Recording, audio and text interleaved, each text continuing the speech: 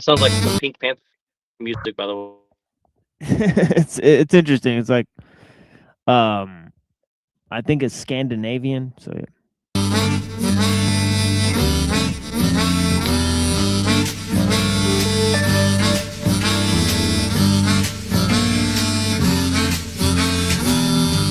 Masennuksen talviaatto.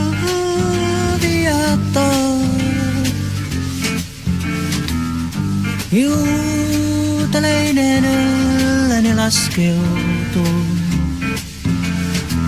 Peittää hattuni valkein pisaroin ja kiivaana pieksien lyö.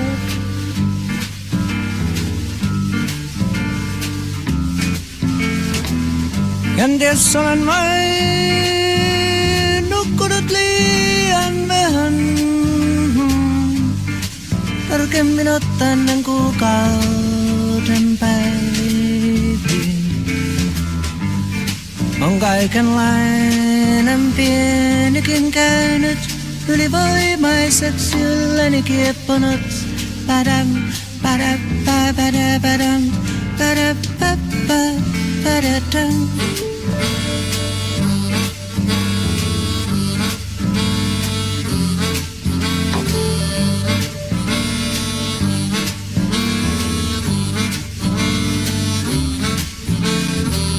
Hei päivä minun auringossani vuosiin olen noussut. Ei sitä kiertävää palloa kukaan näkemään sattunut on. Näet hukkaamaan mä maailmani satoin. Näet hukkaamaan mä maailmani satoin.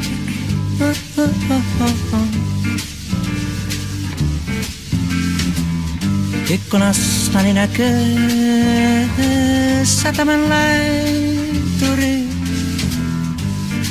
Tuomeri ainoin myrskyävät pilvet,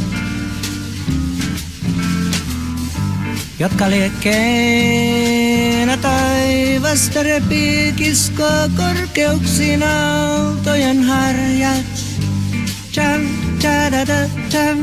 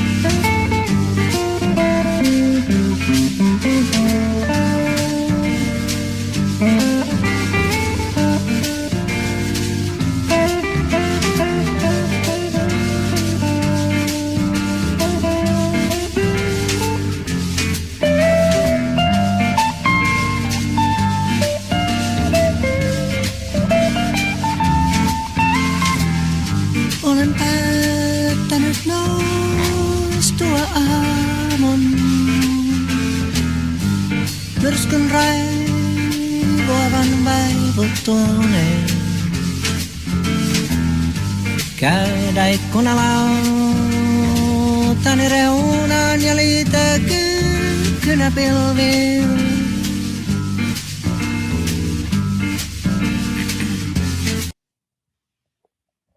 All right, that seemed to have worked.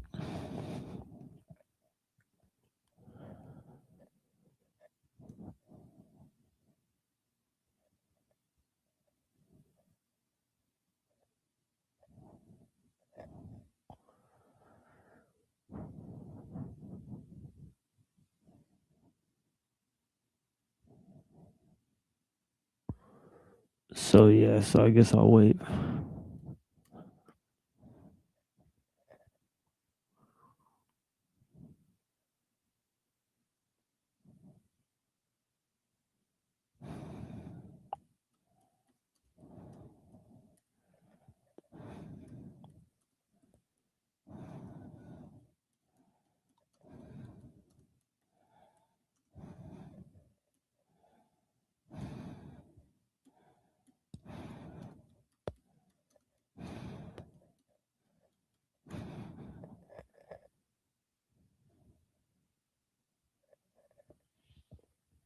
Yeah.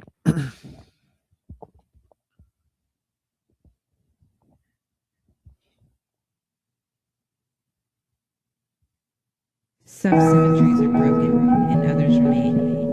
In general, tags enable us to observe and act on properties previously hidden by symmetries.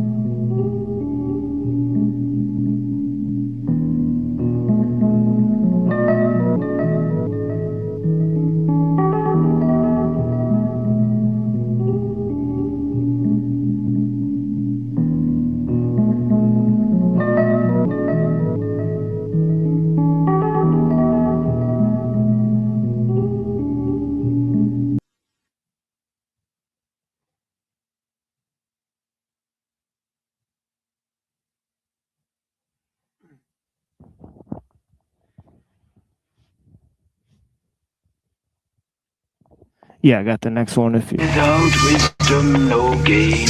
Yet gain must end. All men will be one. For there lies true peace and happiness too. It is invisible and inaudible and quite infinite. Can you all hear the sound? Take you through the secrets of the J chamber, lying northward in the manger. And my fist of the bishop clenched in my right fist, left wrist twisted, text calligraphic. Recording sacred manuscripts of Mao Kong tongue meeting and reciting the Ren of a Reiki healing symbol, the jewel of the Nile. Kapow Lao Tzu decided to scribe 5,000 characters out Che Ching, interpreting with an unrepressed third eye. Revitalize my chi through the dive sex, wisdom, ejaculation, produce activation of the chakra system. Straining and striving, that's counterproductive meditation. Hit up the situation with Choku-Ray. Say hey key, the first degree of the healing symbols of the submental. Behold the masses of change as I descend into the 36 hexagrams of the I Ching. Within a state of meditation, Taoist smokes and speaks the wisdom from the Lao Tzu and opens up the book of the Tao Te Ching. I connect the three pillars of Zen, the incarnation of the immortal guru who stretches his chakra, breathes in the prana. I then possess the immortality of the Avatara. I recite the Golden Sutra, born in the holy city of Lhasa. The spirits of the Himalaya reside within the Tibetan Book of the Dead, the Analects of Confucius. I unfold the ancient teachings of Shang Tzu, swinging the seven-bladed sword of Hoshin, descendant of the Shang Dynasty. The studies of the art of war with Sun Tzu, from the gates of Shaolin to the sacred temples of Hong Kong, to the great walls of China, to the deserts of Mongolia. Teacher, the Buddha tells us that in the great infinity beyond all the nothings is the emptiness of the eternal five. Sight, sound, smell, feel. The five flavors dull all the taste. The five tones deafen every ear. The five colors, they all blind the eye. But they do not pass, they are all eternal. All things come to us. I'm on Sin, Hotep, Ray, now Cypher. Grip from the lion's paw, eagle claw, Bengal tooth tiger. Scribe to the script writer, the four pitch fighter. Tuning 8 octave C, Messiah saved. The first resurrected from the grave after the image and the likeness of what God made. Now good, El Wahud, Mir Aswad. Pyramid upward, kaput, spit 16 bars without. With the vividest look, deliverance took. Tai Chi, the all-seeing eye read. Magnificent force, shine brighter than the light from a torch. The benevolent, intelligent source with a magnetic force that stays suspended while the planet revolves, creating dark with a melanin spark on the periodic element chart.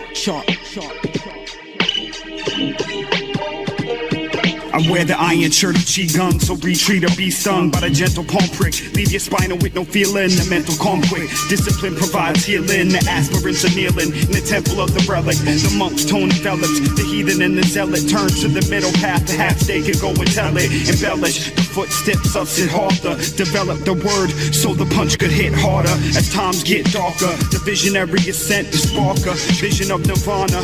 Jesus wasn't the only one born with the Virgin Mama. The Buddha was born from the side of Queen Maya, and both warned against the ways of physical desire. Urge you to acquire the knowledge which leads to the divine smile, which can be found at Anchor in the Amazon and Nile.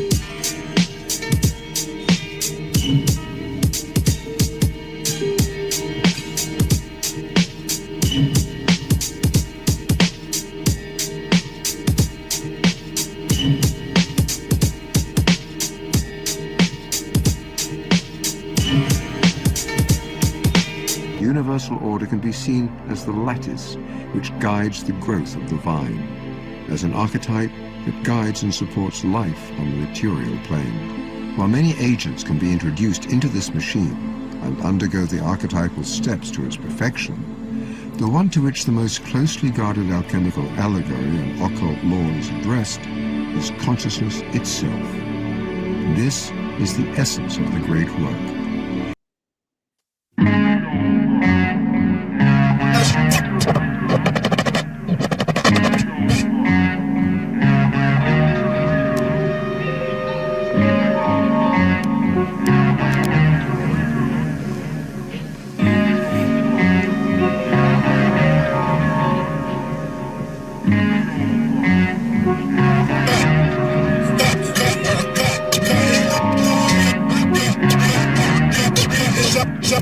Greater than that, having the crowd when attaining your check. But gaining respect, another matter, my brother gathered. You're having your artillery, raw flow, thought guts, get ready, gone, it'll be war. No shortcuts, me, I be the workaholic. Unless the verb perturb the herb, I'm stressed, berserk, I'm all sick. Till every bit of my person is driven hell-bent. When every bit of exertion is given, well spent. Some of y'all bring about a strong and shack. With the acting, my steel for real. Might or otherwise, strike y'all brother size XL. Shrinking them like Rick Moranis. Bring your baddest, I prove it literal. I prove it's pitiful, my movement critical. The blood of this I transfuse to mad crews. From bad news to utter bliss if you're checking the beyond. Aiming for deeper otherness, disrespecting the peons. Aiming to keep y'all brothers pissed. So what's the word, Mr. Land? So what's the word, Mr. Land?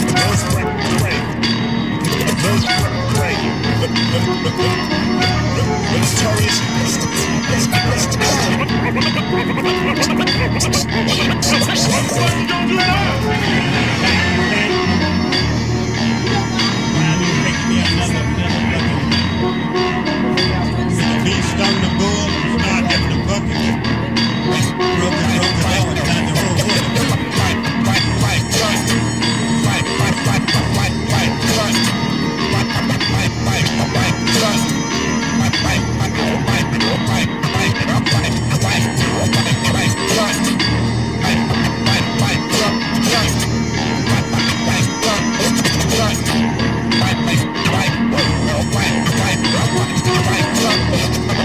See the scenario from aerial planes. I rain terrains in modules and monsoon. My mental lyrical style be seed to mongrel. Physical beings, a vehicle. Fiends glean my freestyle. Meanwhile, my degrees wild exceeding normal range. Course to gauge writtens. Sitting in deja vu, spitting seeds from numerous breeds of verses. Vintage that existed in vineyards. Past tense, intense, immense like internet. Syndicate juggernauts. Not lyrics that stop traffic in your whip. When your audio clit is broke, you take deck jokes, causing vehicular wrecks at intersects grande, flip sponde style, selective sonnets, Caribbean owl goddess, possess a process that cause stress to your harvest, providing the antidote for your prowess.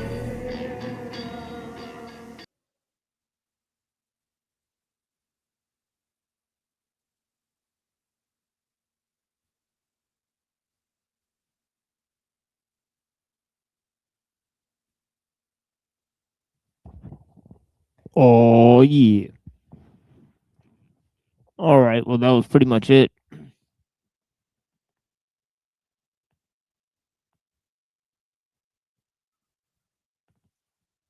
Seemed like, from what I was looking at from the screen, YouTube did not flag any of those videos. So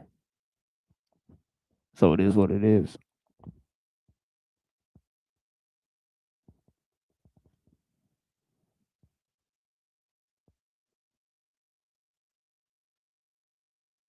Yeah, you there, Neuro? It's just me and Lorp here.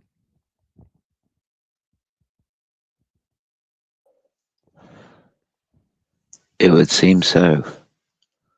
Damn, son. I'm trying to share the screen though.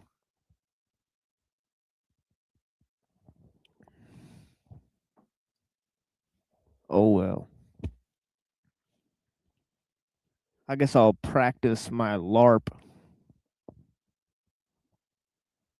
for the Tuesday show.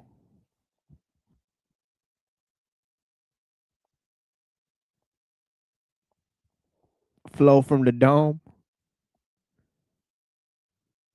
Y'all best believe.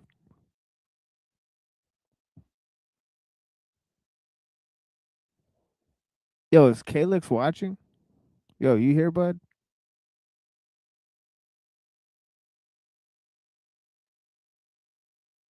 Who else is here?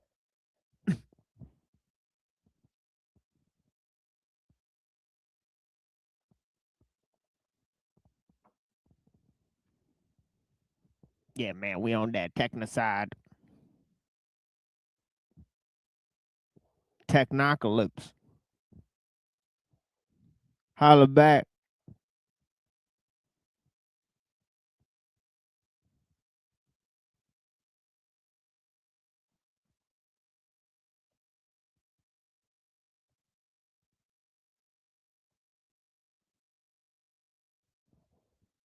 Technocide Technocalypse.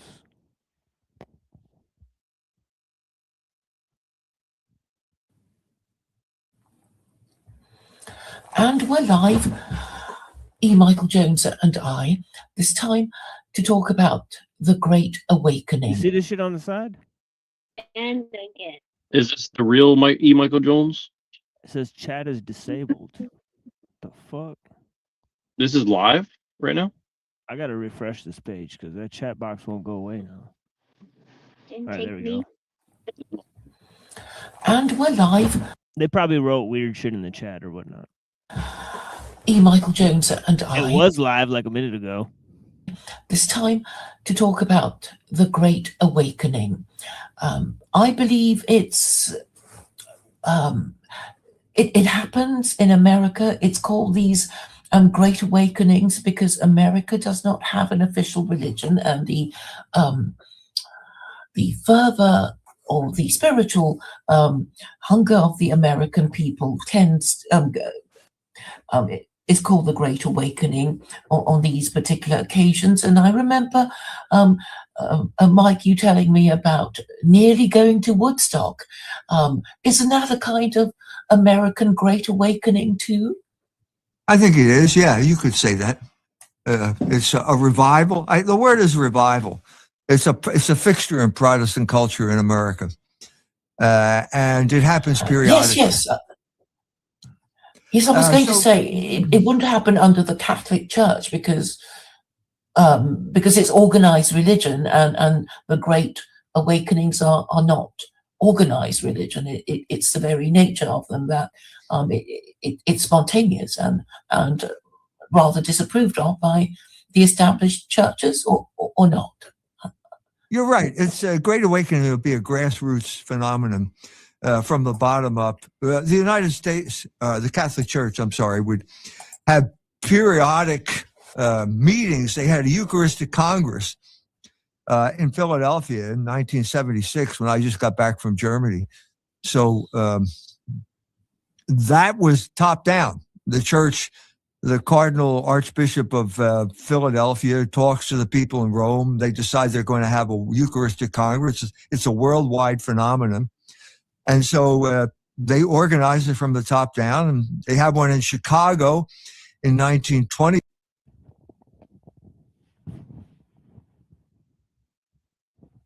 So yeah, it's pretty interesting, right? This seems to be like a pan-religious sort of awakening, not from any particular religious type, but he's almost saying like it's sort of not related to the established order of religion, but yet and still you have this Great Awakening, and they gave different things as an example, like Woodstock, but now he's talking about the Catholics. So I'm interested to see where he's going to go with this, because Eucharistic Congress, this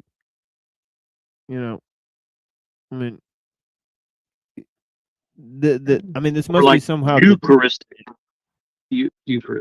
Eucharistic. Right. 50 years earlier. But again, it's the same thing. You have a large number of Catholics coming together as for a public manifestation of their religious beliefs. But that's not what the Great Awakening was. The Great Awakening was something that happened spontaneously among the people of the United States of America when there was no United States of America. You had 13 colonies over here, pretty much all of which were founded by different denominations. So you had the Quakers in Philadelphia, you had the Puritans in Boston, you had the Anglicans in Virginia, you had criminals in Georgia. These were all different groups of people that didn't even belong in the same country. Why the criminals in Georgia? It was a penal colony. It was like Australia. My son had a friend who they met and they were living in Russia at the time. The friend flew to Australia And when he got to the immigration official, she asked him if he had a criminal record, and he said, no. Is it still a requirement to get in? So that's what Georgia was. I'm not exactly sure what religious denomination predominated there.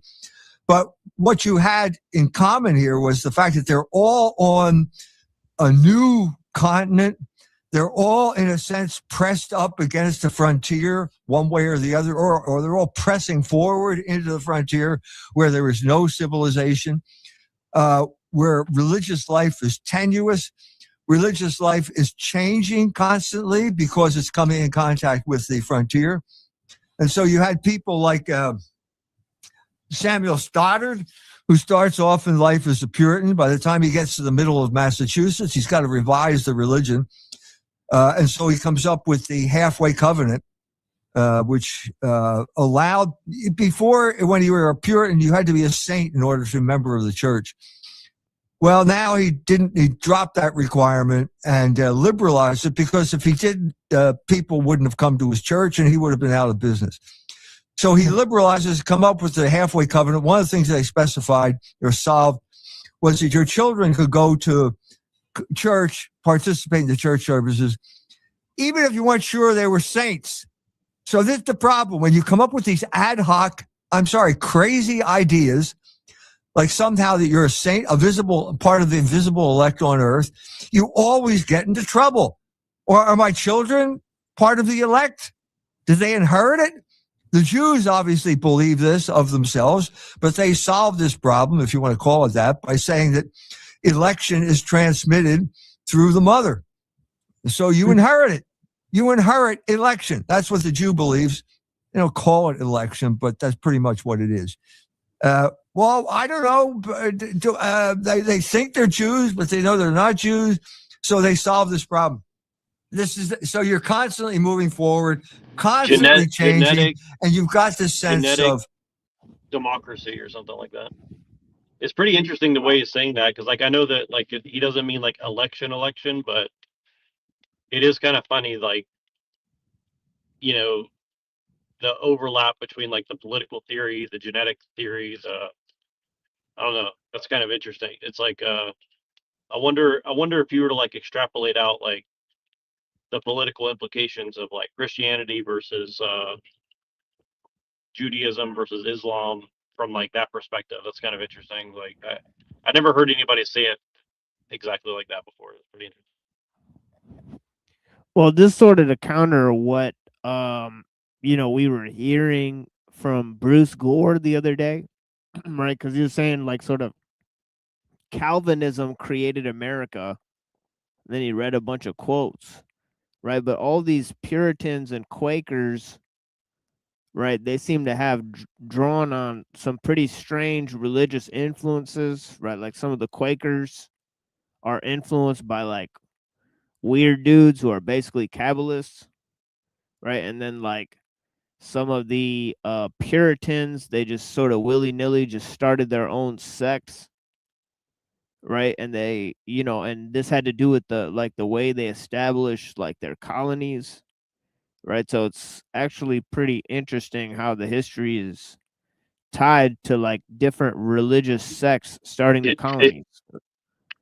It seems like the basic, you could say, is like Puritanism and or a lot of Protestantism is basically like Shabbos Goy on steroids. Essentially, it's like, how do we get these Shabbos to love their Shabbosary? It's like, well, we'll just tell them that they have to be elected, but we're elected genetically, or I don't know. Seems like something like that going on. Yeah, but also like, the earliest times when you would hear about why America was started, it said like the people came here to escape religious persecution, but then also like there's other people who came here to break off from the government, right? So they were revolutionaries, right? So it's pretty interesting like how those two things either. Also, couldn't you argue that the Puritans were kind of like a little bit persecutory themselves when they got power?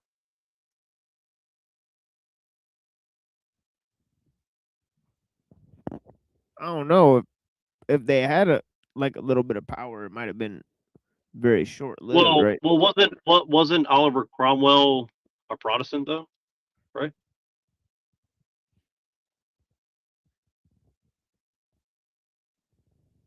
Um, yeah, like it certainly opened things up, right? Because around the same time, like, you had like Locke, and you had all these people like William Penn and all these other guys, right? So I mean, like in the 1600s, you had tons of things popping off where they were, because Cromwell. The thing with him is his relationship with Manasseh ben Israel, right? Who was like sort of like a messianic J and like a Talmudic like priest, and whatnot. So Right, because he's like basically like the first. He's like, we need religious freedom, and the first thing I do as a Christian is bring back all the Jews or whatever, right? right, yeah.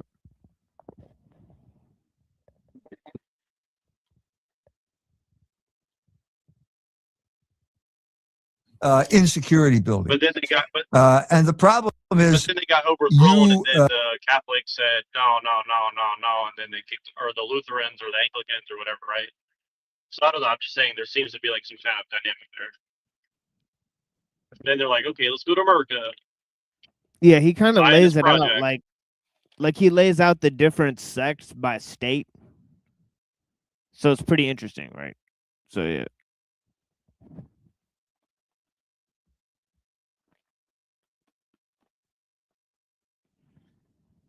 The problem is the Reformation. It's always the fundamental pillars of the Reformation are always going to cause trouble.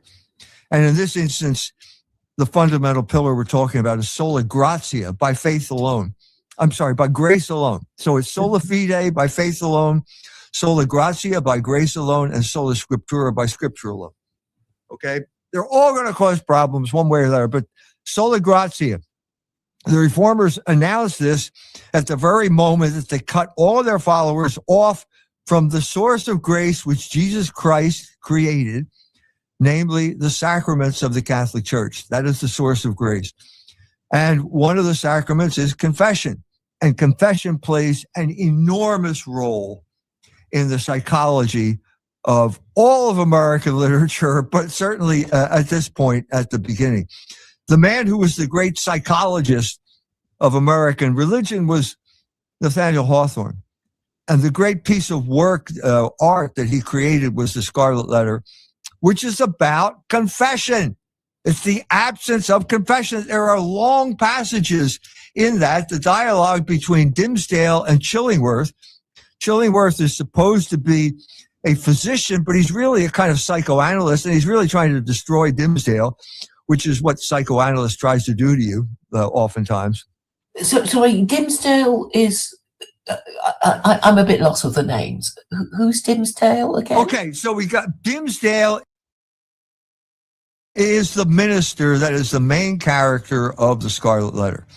And the brilliance of this novel is that it starts on the scaffold scene. That's the very first scene. And the scaffold scene is basically Dimmesdale, who was the town minister, standing there with the magistrate, and there's this woman, Hester Prynne.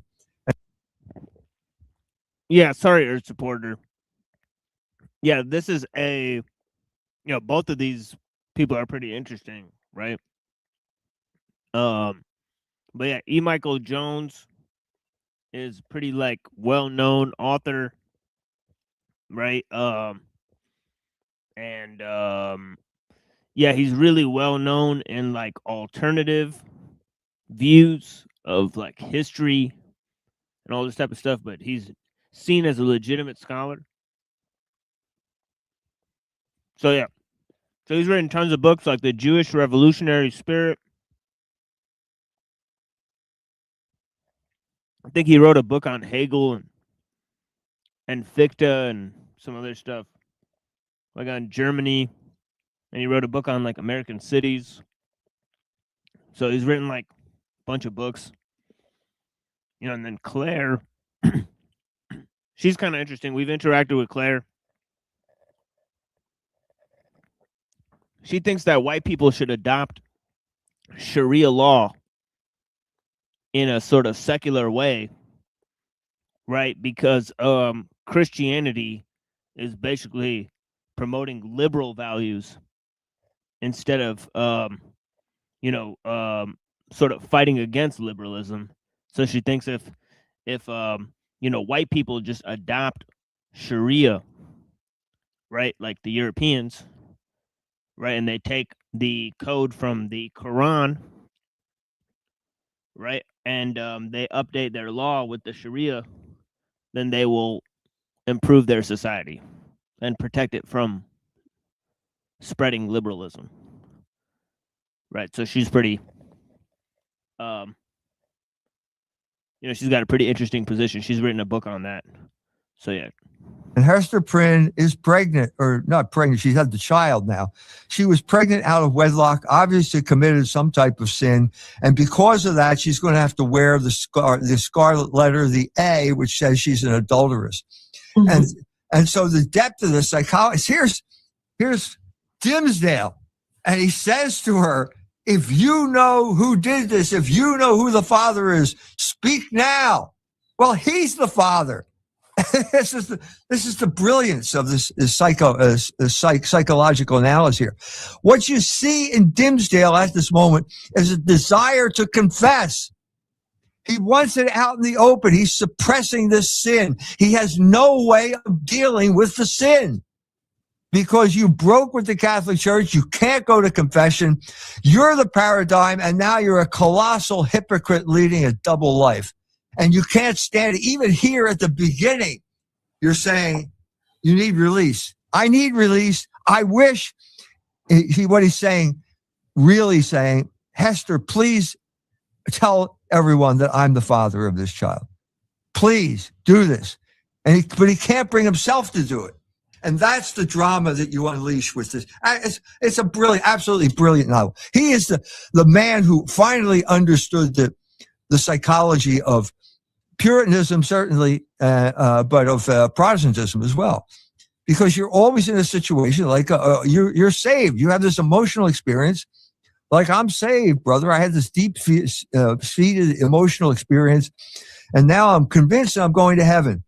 And then the next day you commit adultery. Well, now what? What now? What do you mean? So there are two options when you do this. Either adultery is not a sin, or you're not going to heaven. And so you naturally want to choose adultery is not a sin. Mm-hmm. Hello? But how could such a thing have been different under Catholicism? Because you can go to confession. But what do you mean other than? That's the whole point. There is no other than. You do go to confession. It does forgive. Jesus Christ does forgive sin through the priest, and your conscience is cleared, and you can go on with life. You can't do that in a Protestant church. But you could confess, and then the cops would come for you, and that could also be the resolution. I don't know if that's actually the position, right? The official position, right? Because I'm pretty sure that Catholics may be in communion with other people and they bless their church services, or they find continuity in them to some degree, right? And then so there's also some sort of idea where I think maybe I'm not sure if Orthodox or Protestants have some sort of confessional thing. Do that? That is the only solution, the final solution. Yeah, I mean, he gives a pretty dark example here because he's like, if somebody, did stuff with a kid, then all they need to do is confess, and the priest will hide it from the law officials. And if they tell the law officials, then they're held liable to sin under Catholicism. Yeah, did you hear me there, Neural? No, I didn't. That's why I had to reset. Yeah. Okay. Yeah. So he says that if somebody goes and confess to a priest that they're a PDF, right? That priest cannot go and turn them into the law. That would be a sin under Catholicism. Well, that sounds about right. Is that true though? Is that really a part of their thing? From what I understand, yes. Basically, they're protecting them.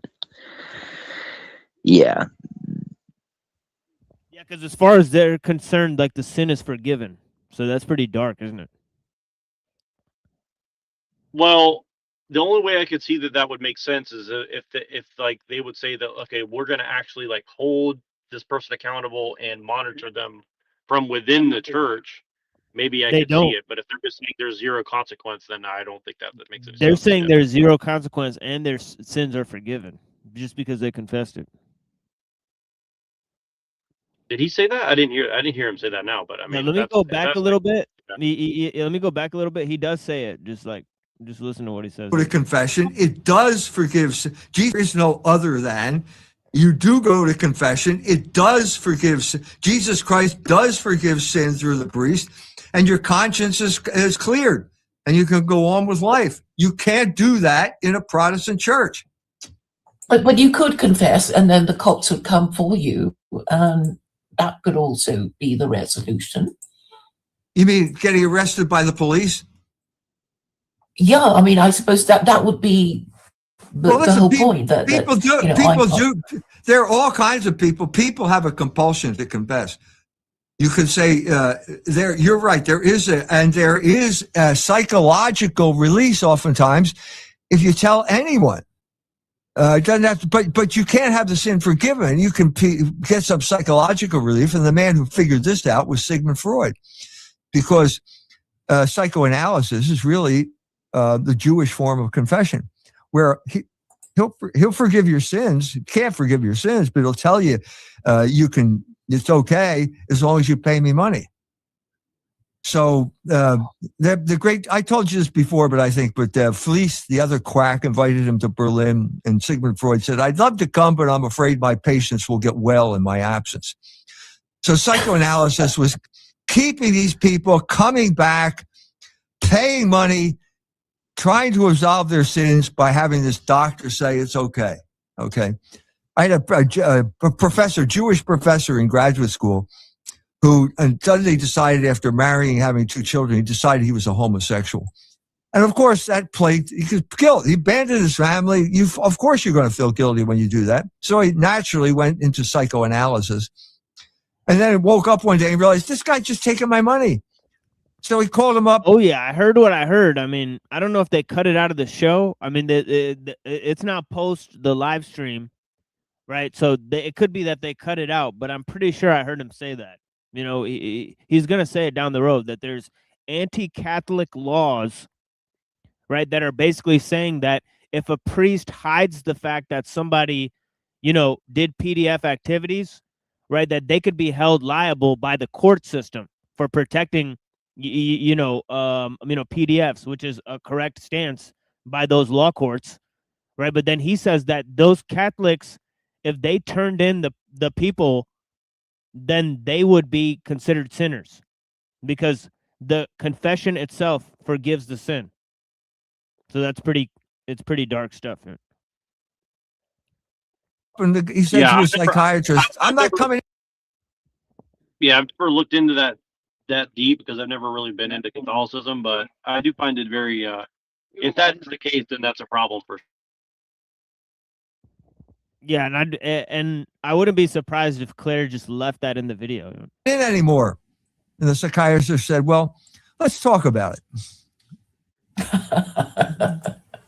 These are the type of pseudo confessionals that people erect when you destroy the power of, when you abandon the sacramental system of the Catholic Church. And I'm saying, I'm going to go on record here. I am the only guy in the world in the history of American literature, American studies, American whatever you want to call it, to say that the Great Awakening was about the lack of confessionals, the confessional. Do you still go to confession, Mike? Yes, I do. Right. And does the priest ever rat on anyone? Cannot do that. If it's he makes a vow that he will not do that. Now we've got laws being passed in places like Washington, I believe, where the anti-Catholic laws that make it a crime if the confessor or the person comes in and confesses that he's had sex with minors or something like that. That has to go. The priest, according to these laws, has to go to the police and inform on this guy. That priest will commit a grave sin if he violates the seal of the confessional. So he can't do that. Did you hear that? Yep, there it is. Dun, dun, dun. That's pretty, yeah, I mean, maybe there's something he's not saying in that, but if he's just saying like, if he's just simply saying like, well, nothing beyond the confession happens if somebody confesses something like that, then, So I start recording. you know, I think that that's atrocious. I mean, if somebody's, if somebody's confessing to, PDF stuff, and then they're saying, well, the priest can basically never go to the police. I mean, that's I don't understand that. That doesn't make any sense to me. That is what he said. I mean, I'll go back and play it again. It's weird. Yeah, I was a little distracted. People were talking to me, so let me listen to that one more time. Yeah. Anyone? Cannot. Does the priest ever rat on anyone? Cannot do that. If it's he makes a vow that he will not do that. Now we've got laws being passed in places like Washington, I believe, where the anti-Catholic laws that make it a crime if the confessor or the person comes in and confesses that he's had sex with minors or something like that. That has to go. The priest, according to these laws, has to go to the police and inform on this guy. That priest will commit a grave sin if he violates the seal of the confessional. So he can't do that. So that's called the seal of the confessional. Okay, yeah, the priest that's can very never clear. say anything So about any particular person. Okay, yeah, he's made it crystal clear. Yeah, so he's saying they can never, ever, ever rat on anybody for any reason at any point. Boy, it's starting to remind me of Blackheart from Ghost Rider with Nicolas Cage. Forgive me, Father, for I have sinned. I've sinned a lot. Well, see, no, well, here's the thing is like, so that means if somebody's in the church or part of like the Freemasons or some sort of organization subverting the church, they can never rat them out to anybody because they confessed it. So therefore, I mean, that makes no fucking sense. I mean, right? Like, I mean, Welcome to corruption. I mean, that's the question that should be asked. So like, if somebody's, so let's put aside like sins of the flesh. What if somebody's directly subverting the church and they're a Satanist or like, worshiping Satan and they're in this Catholic church to, subvert it and turn everybody evil or something. I mean, like, right? Like, I mean, is he saying that nothing can be done in that case either, or what? I mean, nothing can be done. It sounds like they pick and choose which sin they want to chastise and crucify. And it seems like diddling kids is one of those sins. Yeah, I mean, I just can't even imagine like how this is even a real. Is this? I mean, I gotta ask Unseen about that too. Like, is that? I mean, is that something in the Orthodox Church too, where nobody can ever say anything about I straight up some asked grievous sin? I straight up asked him. Yeah, like, oh, I murdered 600. Yeah, I sent him a question. Or whatever. It's like then nothing happens. Well, remember that's a trope that they put in a lot of movies where like someone does something bad and they go to like the Catholic confessional and oh Father, I did this, oh it's okay, and the person walks out of the church feeling liberated, but they're like still a piece of shit. So I mean they put that trope in a lot of movies, and I mean to be honest, if you probably went to some high-end Catholic churches, it probably really is like that. I mean, when was the last time you went into a very like high-end old cathedral like Catholic church, one that's been around for like a good few hundred years or something? I mean, you can't imagine the levels of corruption that doesn't just go from, because they want to give you this idea that there's a separation of church and state, but church and state have been completely intertwined for a long time now, and they just make you think that, I mean, why do you think they always have politicians or people doing things at churches? Think about that for a second. How many famous politicians or something have you seen, or like in movies, they have them standing in front of old cathedral-like looking churches? Oh, most of them are Catholic churches. So, I mean, let's just face it here, like the Vatican and other places, a lot of these places get away with untellable amount of actual sin while they chastise the masses for what they do. So, he basically put it right out there in the open that, Well, I mean, he's basically saying, like, in a sense, like, the Catholic Church is like Sabbatean Frankist almost, like, from my point of view. I mean, if he's saying it like that, it's like, okay, so I mean, unless there's some other like internal thing where they're like, we take care of our own, and they like disappear the guy and drop him in a vat of acid or something. I mean, maybe they do that, but I mean, he's not saying that. So, I mean, just from my religious perspective, I mean, I understand the perspective behind it, but for me personally, like, I still think that Jesus would want me to turn in a mass murderer to the authorities. So, to me, it's just a perversion of what the original whatever is supposed to be of the teachings. And, all these establishments have just found ways to pervert it. That's why, let's face it, how many, priests get, sexual favors from choir boys and, turn around and got the, gall to praise God or pray to the masses while they're doing it. So, I mean, this shit's just, I'll just put it this way, man will reap what they sow, and God sees everything. So these people think that everything that they do in the dark won't be seen by the light, but buddy boy, it's gonna be on you like white on rice. So everything's mere speculation at this point. I mean, you don't really know what these people do behind closed doors, but we all know that there's abuse and religious establishments and churches and shit. I mean, even to the few that I've been through locally in the places where I lived, like,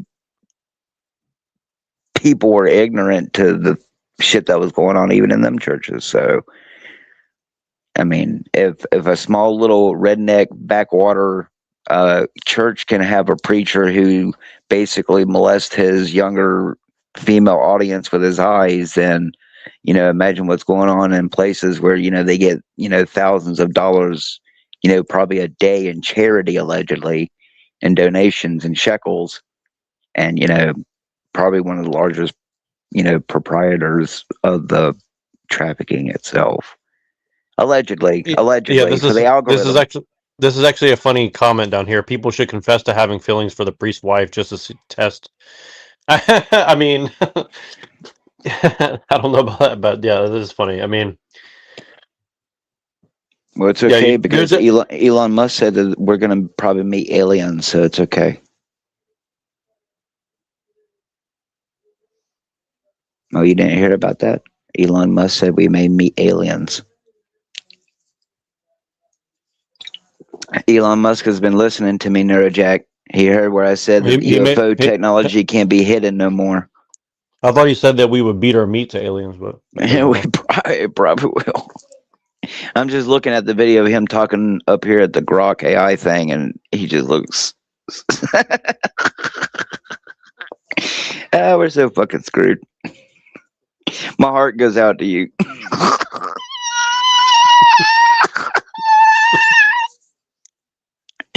Anyway, but did y'all see where the sky turned pink? Didn't y'all like that? Didn't y'all like when everything turned pink over there? And then I complained on social media. I said, why hasn't been covered by any major news outlet? And then next thing you know, Daily Dose of Internet does it 47 minutes ago. It's okay. It's normal What are when you the talking sky about turning turns. pink? I think it's in Birmingham or some shit. I don't know. But anywhere somewhere over there, it Well, turned when I was a extremely kid, pink. when I was a kid and before it snowed, it used to turn pink. Well, this is like pink, like Pepto Bismol pink, everything pink. Really? I gotta Yeah. look that up. I never seen that. I'm Yeah, when I just was a saying. kid, when we were about to have a blizzard, the sky would turn totally pink, and then it would just like dump like 3 feet of well, snow. everything is strange. Yeah, I don't know. Maybe that was the snow bomb going off or something. I don't know, but yeah, I gotta ask some Orthodox guys about that. I've never heard that. I've never heard that expressed openly like this. I've never heard any Christian ever openly say like, yeah, there's zero consequence for whatever. I don't think I've ever heard that before in my life. And look, we talked about the Truman Show and how it was a Gnostic allegory, and this guy goes and does it and gets 85,000 views. Getting paid by the system. Well, we just got to figure out. We just have to find some like agency that's gonna like bot our shit up, and then I think here's the thing: is like if we had like 50 people that all went and liked each other's stuff and commented on each other's stuff, like we might be able to catch an actual algorithm that way too. Well, from what I And if we heard, can't, and if we YouTube. can't, then From what I then there's heard, no choice. There's YouTube. no chance. Something might actually explain what's been going on with some of our views. YouTube is doing something weird behind the scenes with terms of service or something with the algorithms. And a majority of people who push like nicer, good content, their views are like being hidden in the algorithm, while people who are like pushing the more like current world chaos kind of like content is being promoted in the system. So it's kind of funny that that video popped up in my algorithm 2 days ago, right around the time that both of y'all especially, were having viewing issues. And even my stuff has dropped in views. So, I'm just saying, like, they're definitely fighting our content. That's for sure. That I know for sure. Unless you're putting a lot of money into your content, you're willing to pay like $200 to push yourself through the algorithm. We're probably not hitting past many of the people I'm just who trying to figure already out how to view get us. I'm just trying to figure out how to get monetized because like I keep checking my shit and then every time I check it, it's like, oh, you didn't meet this qualification, didn't meet that qualification. I'm like, dude, I had like crazy watch hours last year, so to say that I don't meet any qualifications, like, okay, maybe if I get a strike, then that resets the thing. But I'm like, that doesn't really make any sense because you can get a strike for fucking almost anything. So it's like you're telling me like, I don't know. It's just pretty weird. It's like the hurdles must be insane to get through to fucking get monetized. Like I don't even want to get monetized. It's just kind of weird. It's like all the fucking effort you put in, you can't even do it. It's like what the fuck? I think they've made it so you have to pay services to get your channel monetized. Yeah, you had to have, from what I've understood from the nice guys who were trying, because I was trying to really get into the Star Wars stuff, like making the actual generations, not just the stupid shit. And that guy told me, he's like, if you want to get anywhere near the level I am, you will have to have money to get what I'm doing, to get paid what I'm doing. And he's rich and he's getting paid to do them fucking. He stole my goddamn idea. He fucking stole Emperor Skywalker. I don't care what the motherfucker claims. I fucking posted one of my fucking PSYOP videos in his fucking chat one day. Next thing you know, what did he come out with? Emperor Skywalker sitting there. What if Anakin never burned on Mustafar?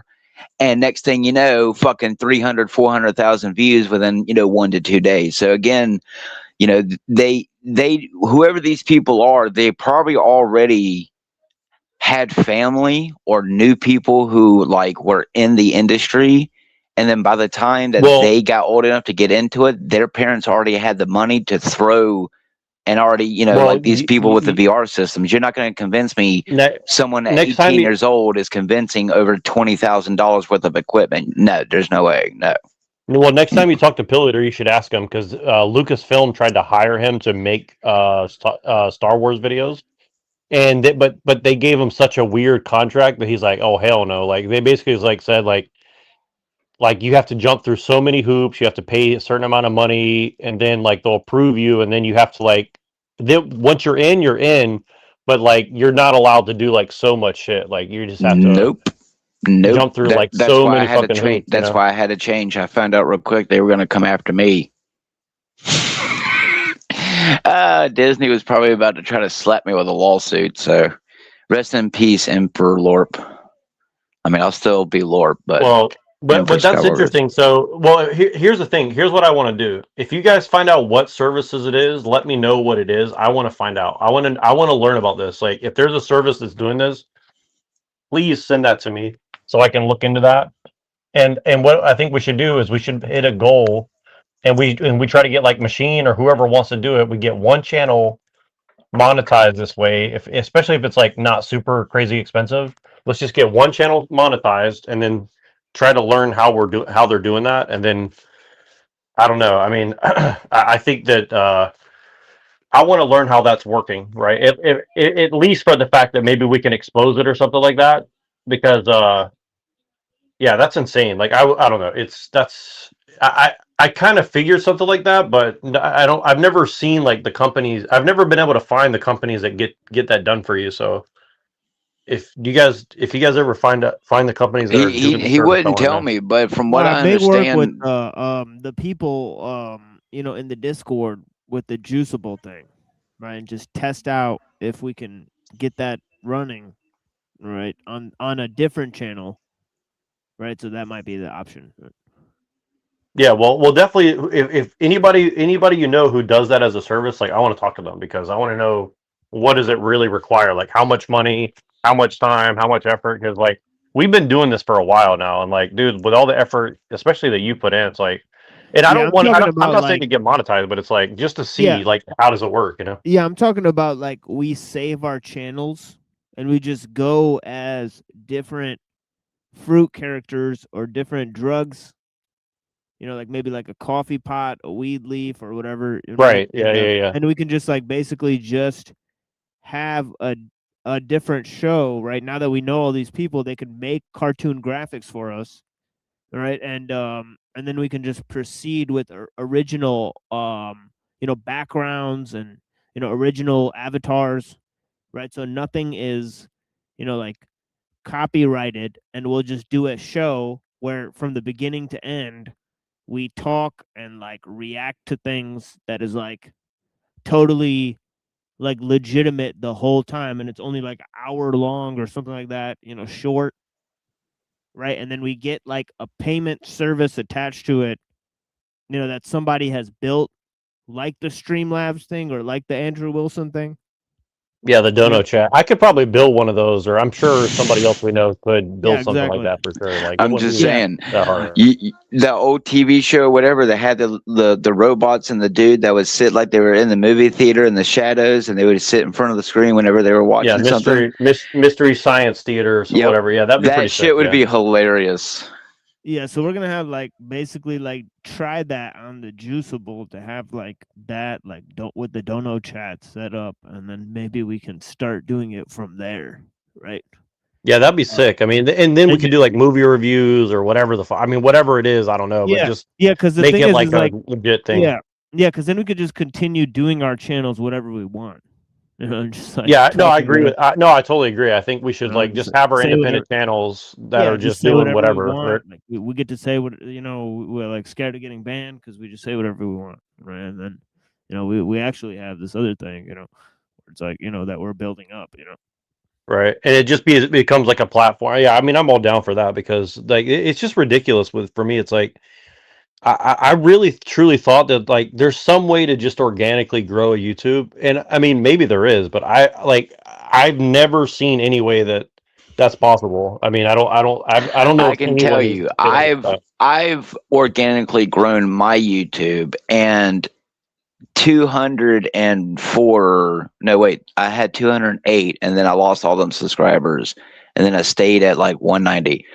So for someone who's never paid and has actually I've never like dropped my videos anywhere. All the stuff I've ever uploaded people just found me. So I mean, that's about as natural as it's gonna get if you're not pushing out some type of content. If you're Well, not in the next new thing like video games or something.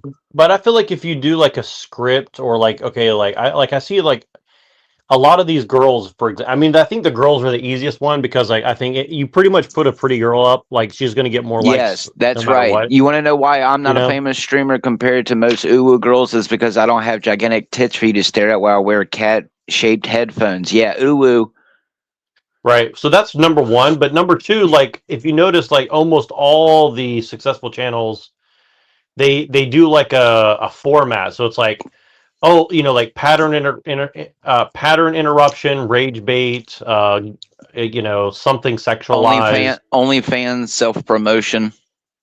Yeah, well, that's like 90% of fucking. Well, not 90. I don't want to exaggerate. That's like 30% of fucking Instagram right now. So, yeah, it's like it's crazy, man. Like so. Well, I listened to just a few seconds of the Stefan Molyneux reviewing Pearl at that. What's that thing called? Machine, that debate channel you're telling me about. The what's that called? Spit on that thing. Whatever that new debate channel essentially is, or whatever, and they were saying, and they said a statistic, it's like 5 to 10% of women under like 40 or something, or like Wait, what are you talking about? what's the Stefan Molyneux? What was he reviewing? What's that Oh show yeah, called? World War Debate. World War Debate. Okay, yeah. So that's pretty good. Which is so gay though. But Yeah, I think it's Anna Kasparian versus some other loser, right? Well, I know it's Pearl, and then so Pearl was Pearl saying Davis, something like, yeah. So Pearl was up there saying like 5 to 10% of all women in America or in the West or something like that are doing OnlyFans right now, and I was like, wow, that's a huge number. Wait, what? She said 5 to 10% of all women are doing OnlyFans or something similar. I don't know. I think that's like just like. That might be I ain't gonna lie. That's probably a little inflated. Yeah. Well, but my point is that they're basically like. But I don't doubt it. I'm not gonna lie. Probably just in my town alone, a lot of the girls mentally, they probably would do it just from what you see walk around on nightclub night. So I don't know. I mean, if you go to AI and ask it how many accounts are on OnlyFans, you could probably probably very easily just refute that statistic. True that. You just like look up what percentage of women are in the U.S. and how many accounts there are. Right. Well, if that's the case, then why would they? I mean, I guess that's the whole point, is they're just trying to like rage bait men to be all pissed off, and I don't know. It's kind of funny because I mean, it's not really funny, but it's They're kind probably of trying to get them to go on OnlyFans because they're like trying to find like their neighbor's like daughter. Or whatever. Well, I'll tell you this, and I'm not gonna. Let me just say it like this: if you go look at the accounts that people that may be involved in that endeavor, let's say, I'm not going to name any names because I don't want to get sued. But they're tied to some, let's say, adult industry advocacy groups, and so yeah, I would say that. It would not surprise me for sure. So like I think you could actually make a very strong case that you're right. Like not beyond conjecture. Right. I think you can make like a strong case beyond conjecture that that's probably what they're doing. Right. So like they're saying we're really against this whole OnlyFans thing, but it is pretty normal now. So I mean, and you wait, young man, you want to wait to get married, right? Well, between now and when you somehow in the future get married to a trad wife who's been in the Orthodox or Catholic Church for 30 years, somewhere between now and then, like you're gonna have to goon, so you might as well go to OnlyFans. Well, I mean, that probably coincides with the amount of alleged female teachers coming out with messing with students. So, I mean, while I don't want to push in too much into the theory, let's just face it. I mean, the detrimental effects that most porn and OnlyFans culture and stuff like that, and Instagram kind of culture is kind of pushed, and even then TikTok trends for a while. Remember, they were doing them them trends with the red filter. Almost, some of them were even doing it naked, thinking that people who didn't have a way to remove the filters and brighten it up and could see your bits and pieces. So, I mean, I'm not saying that while everyone is involved with that mentality, because obviously, like someone like my wife, your wife, and other people's wives usually would like be abhorrent to that type of behavior. But I mean, a younger generation, I mean, yeah, I mean, Well, from my little bit of time on TikTok, they're definitely pushing like a very extremely sexualized yep, culture. same thing on Facebook. Beyond anything that we've ever witnessed when we were younger, right? Like it almost makes like Baywatch or Carmen Electra or even Playboy look like really innocent comparatively, because it's really pushing a very unique style of I saw this video today. I put it on my YouTube. I re-edited it, but it's this woman saying like, well, Marxist feminists have opposing views on sex workers, but we can all agree that sex workers should never be shamed because they're women and we need to have solidarity with other women. It's like, what the fuck? It's like you're literally saying basically like there's nothing wrong with women like selling their body because that's just what we have to do in a capitalist system. It's like, okay, but it's like if you're saying that like marriage is really evil but sex work's not, it's like, what the fuck? I don't know. It's like they're pushing simultaneously marriage is really bad for women should never get married, and then on the other end sex work's, maybe not ideal, but it's it's definitely not a bad thing essentially. And it's like, okay. I don't know, like that to me is like seems totally contradictory. But while you have an entire fucking space quadrant completely dedicated to promoting pedophilia on Facebook and other social medias.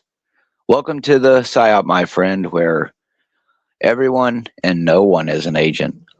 Well, I mean, yeah, and like every discussion around this issue is like on the negative side, meaning like, okay, if you look on TikTok, there's a bunch of panels that are open every day, and the panels are like, should someone who's 50 years old date somebody who's 18, or somebody who's 30 and 18, or 25 and 18, or 22 and 18? It's like, it's literally like, just basically like, basically it's trying to imply that like all men are pedophiles, all men are rapists, all men are whatever, and simultaneously you should sexualize yourself to get money from men. It's like, okay. Like it's I don't know. think it's to me is to help devolve people more into the debauchery. The more that we can desensitize people to grape and beheadings and rip apartings, the less that people will bat an eye when it's happening in front of them. But it seems like it's just I don't want to say normal people, but everyday people that are participating. So I saw one of these panels and I went up and asked. I was like, so if somebody's I was like, here's the thing, is like, if somebody's 30 and the girl is like 18, 19, 20, and they get married and have a family together and stay together for the rest of their life, you have a problem with that? And they said, yes. And I was like, okay. Now it's like, if an 18, 19 or 20-year-old woman goes and like decides to sleep with 30 guys over the course of 2 years, do you think that's a problem? They said, no, absolutely not. That's her choice. And I was like, okay, but is it also not her choice to like marry somebody who's older and get married and do all this? And they're like, well, it's her choice, but she's being exploited by the man, so that's bad. I was like, but the people who are sleeping with her and never seeing her again are not exploiting her? And they're like, no, that's her choice. And I'm like, okay. Like, it's like it. I can only imagine who you're talking about. No, but this is literally like this is what they're promoting to. And again, I saw this great quote by Stefan Molyneux. Let me actually read it to you. And because I actually wanted to ask Machine about this. And you as well, Lorp, and a couple of other people. But let me see if I have this quote right here. Let's see. I thought this was a really good quote. Oh yeah, here it is. Okay. In the modern world, people are not quote unquote victims of propaganda any more than they are quote unquote victims of fat and sugar. Better information is a click away. They choose the easy route, the lazy route. No forgiveness, no excuses. So what would you say about that? I would say that sounds about fucking right.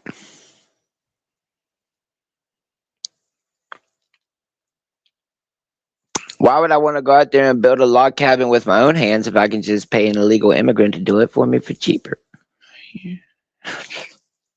Yes. There you go.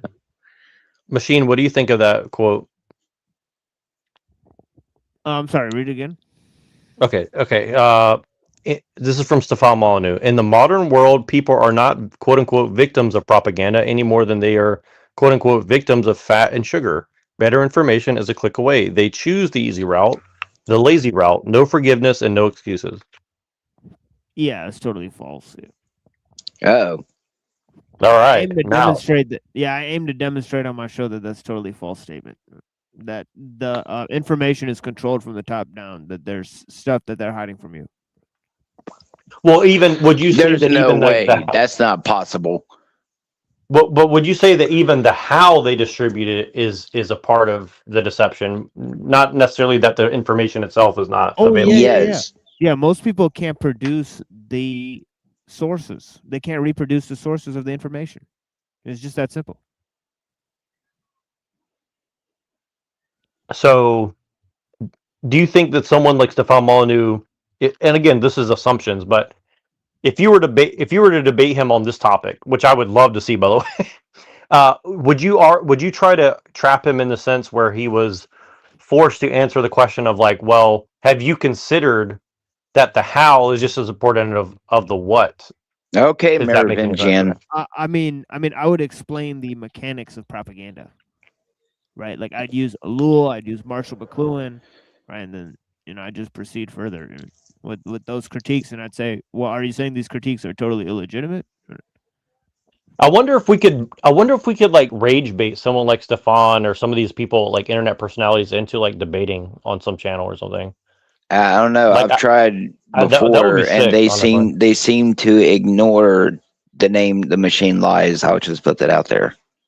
Well, no, but I'm saying like what like I mean if we just do I mean I don't know, I've been really thinking about making a new Twitter simply for the fact of like rage baiting people and trying to get them to say, well, let's debate and then get them onto a debate show or something like that. I think that would be kind of, if we could do it in a coordinated fashion, that would be really sick, actually. But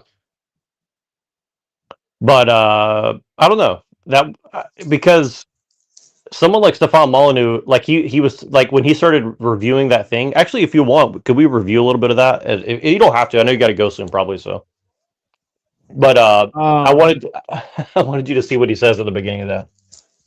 In which one? The Stefan Molyneux like review of the Pearl debate or whatever.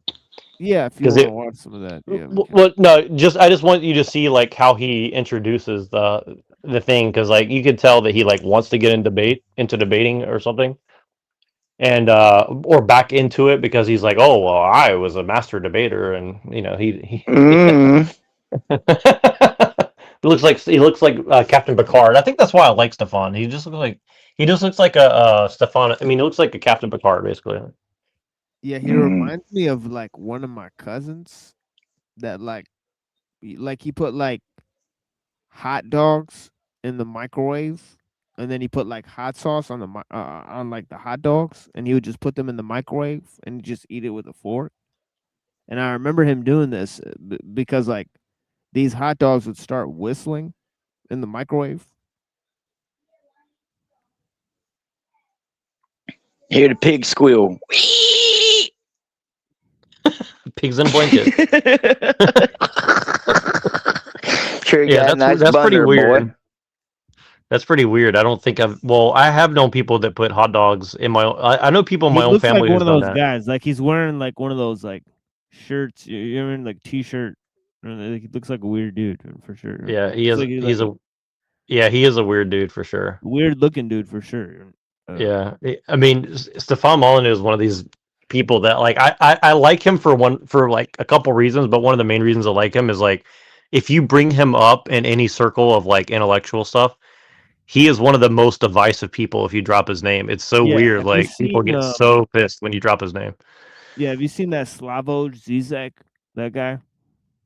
Yes, I hate that guy. Yes. He's a lot like that guy. Like he looks weird. He's very hard to listen to because he has like this weird tick where he like sniffs through one of his nostrils like every 5 words. It's kind of weird. But yeah. Yeah. No, but Stefan. Yeah, but I don't know. Yeah, I don't want to defend Stefan, but I do think Stefan's way better than Zizek, because Zizek is like I definitely could believe that Zizek has like done some bad shit in his life for sure. Like I get a very bad feeling about that guy. Yeah, he might have been on the Epstein plane or whatever. Yeah, I'm pretty sure. I mean, and I don't want to defame the guy or something, but like he just gives me a really bad vibe, and especially for the fact that like I said, like Pilliter sent me a video of him, and I watched like 10 minutes of it, and I was like, this guy is definitely a crypto Trotskyist, and he's like, oh yeah, that's what a lot of people say, and I was like, oh really? I was like, okay, so I'm not just like perceiving that out of my bullshit, and I'm not just like bullshitting my way through it. Like, okay, there is something there, because like he just sounded so dishonest and like with what he was saying, and apparently that's a big thing. Like he kind of like halfway like admits that he's like a Trotskyist, but he's like saying he's against it, but he's like, well, the only way to beat the Trotskyist is to be a Trotskyist, and it's like, okay, like, all right.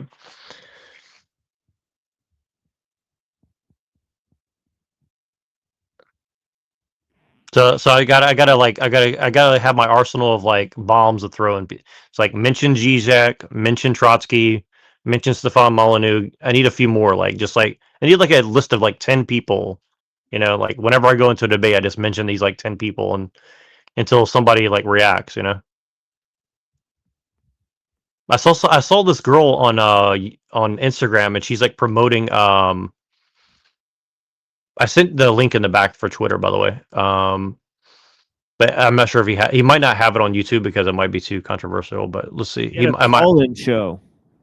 Yeah, he's been doing call-in shows for like 15 years, so he does them all the time. He's only got 3,000 subscribers. So did he get canceled?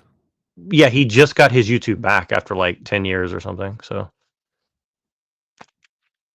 he's on Twitter. So you have to look at it on Twitter, because I think that's the only place you're gonna be able to find his stuff. Now I sent you the link in the back. Yeah, it's gone here. Yeah, I put it in the back chat for you. But yeah, I want a list of like like figures to name to troll in any debate. So Trotsky, Stefan Molyneux, Zizek, and I don't know. I get got to think of some other ones. I guess the people that like for like intellectuals, right? Maybe I should name like Anton LaVey might be one. Anton LaGay. That's right. So you drop name. I'm just trying to think of like people you can name drop that would like rage bait somebody, but like in an intellectual setting, right? So, like this. Oh yeah, this Asian girl was on Instagram yesterday, and she's like talking about like, Sator. Like what's the guy's name? Like something Sauter, SARTRE. And she's like, oh, he's the grandfather of Sart. Yeah. And there's a lot of weird accounts that are like using his name now for some reason. Like so, like there's a bunch of people dropping like Sart quotes for whatever. I don't know why, but yeah, it's very common. Anglicized, but if in French it's like Sartre or something. Yeah, exactly. But what's his? But why is everybody like? Why would you think everybody's suddenly quoting Sartre or whatever? And you could share your screen if you can or want to. If not, I might be able to pull up my screen and do it actually. It's he's super like gay, like existentialism, crybaby, cuck. Yeah. Yeah, but it's just weird. Like why? Like everybody's like it's like a Gen Z thing. It's like anybody under 24 or 25, they're like, oh, Sartre is like the end all be all of like philosophy, bro. Yeah, I think like Sartre and like Camus, I think some of that stuff's for wimps, honestly. It's like, oh, I'm gonna push this rock up the hill. It's like, just shut the fuck up, dude. Well, and what I wrote as a comment, I was like, what about Girard or Plantinga or I can't remember. I think I said Zizek or something. I just like pulled some random names out of my ass, and they're like, I said Lacan. I was like, what about Lacan or Girard? And she was like, oh, I don't know. I haven't really looked into them. Maybe I'll do some research. But like the amount of engagement that these like random philosophy posts are getting, I'm like, there's no way it's real. Like 15,000 likes on a on a philosophy page about, you know, a couple random quotes from Sartre or Yeah, the whatever guys fucking that are name. like pushing that type of stuff, like on YouTube, like postmodernism or like, existentialism or like Nietzsche or something like that, they're getting paid. Yeah, there's no way. Yeah, I'm sitting there thinking like, there's no fucking way to do it. Yeah, And they're getting paid. They're totally set up their pogo operations to get people to like adopt like nihilistic viewpoints and shit. It is what it is. but see, that's the thing is like, that's why this is why it's so frustrating to me. Is like, if there's so much even inorganic, uh, you know, traction around the topic of philosophy, it shouldn't be that hard to figure out some way. Even if it involves like dumping money into it, like there should be some way to like hijack that and like twist it back towards, something like maybe like invite, somehow, get a hold of their agents or whatever and say, hey, like let's do a debate on like Sartre versus I don't know, pick some other retarded philosopher person, and then just inject your philosophy into the whole debate or whatever, or anti-philosophy perhaps. I don't know. That's just my idea. I figured there must be I some mean, way to do that. that's assuming that if these people aren't so big that it's not like what they claim about presidents and stuff that you gotta Let's see get here. a How much script time before before you they got to let go, you Michelle? talk. Let's see, because I'll if we still got Yeah, I some can time, open I'll. that up. Yeah, I got like 20 minutes, 30 minutes. All right, cool. But 30 minutes. yo. Let me. I'll pull it up so that way when you got to go, you can just go, and I'll keep this burning as long as possible. All right. Let's see here.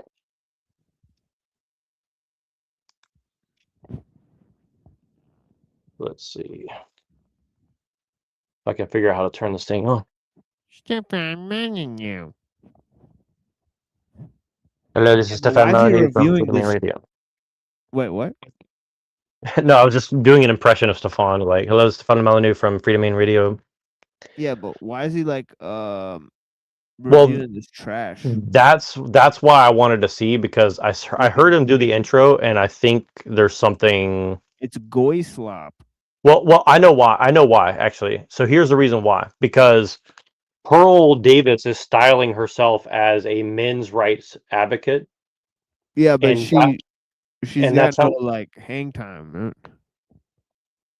and that's what he's tried to style himself as when he first started. So like he was kind of known as like one of the primary men's rights advocates in the proto alt-right, right? And so I would say that that's probably why he's interested, is because, and I think he kind of laments the fact that he's kind of been cut out of the discourse. If I had to guess, I mean, why is my thing not working here? Well, that guy did a hit piece on him on the Joe Rogan, where he said his wife has like a cult where she tells people to like leave her family, like leave their family and shit.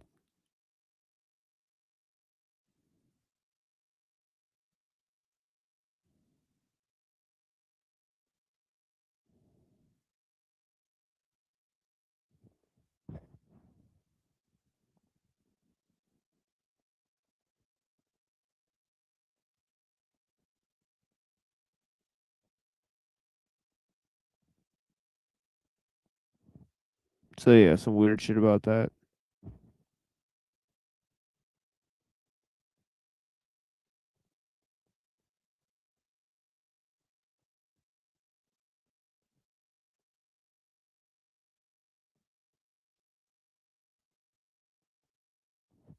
Yeah, I don't know if you're there. If you want me to share it, I can.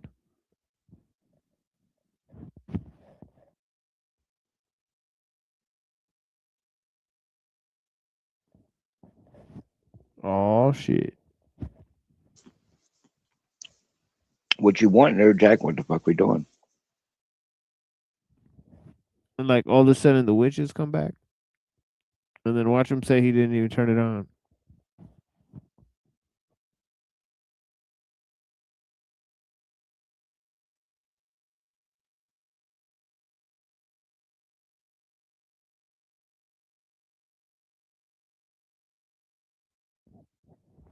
I honestly think when he breaks out of the studio, there's like witches with the pentagram.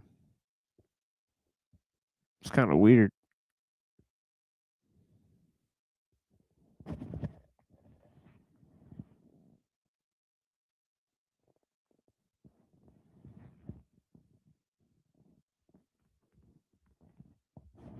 So yeah, I don't know what's going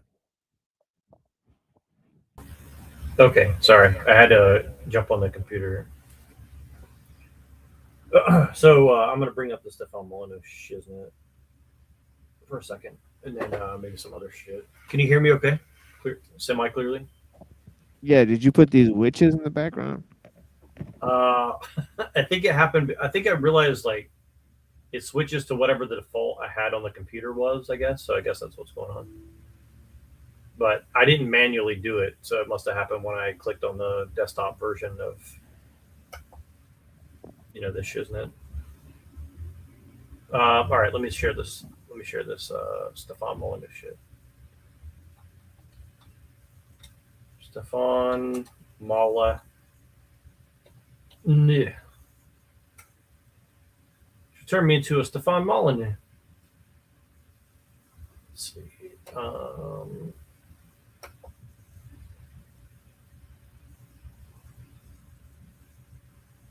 Okay, let's see if I can find this shit. Yeah, he has some funny takes though. Like, I just like his trolling. Yeah, he said some funny things yesterday, or recently, I guess. Let's see here. Find this. Oh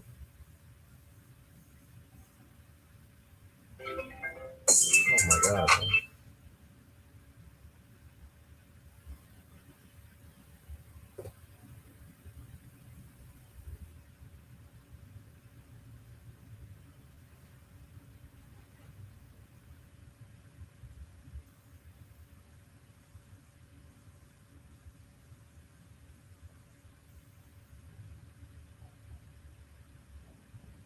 Yeah, I don't like the way that Anna lady debates. It's just really queefy. With Anna Kasparian? Yeah, it's really queefy, but like the other lady is just as like bad. So it's literally like a queef sandwich. Oh, you listen to some of it? No, I have not listened to any of it, but I could predict that it'll be terrible. Yeah. Oh yeah, I'm sure it is too. I'm just more interested in Stefan's reaction to it more than I am. Like, to me, the fact that they have Pearl Davis as like a serious commentator on the stuff is, honestly absurd to me. I mean, she's like okay to look at somewhat, but not really. I mean, she looks bizarre in a lot of ways. But she is a redhead, so I got to give her a little credit. She's one of our fellow soulless genders. So.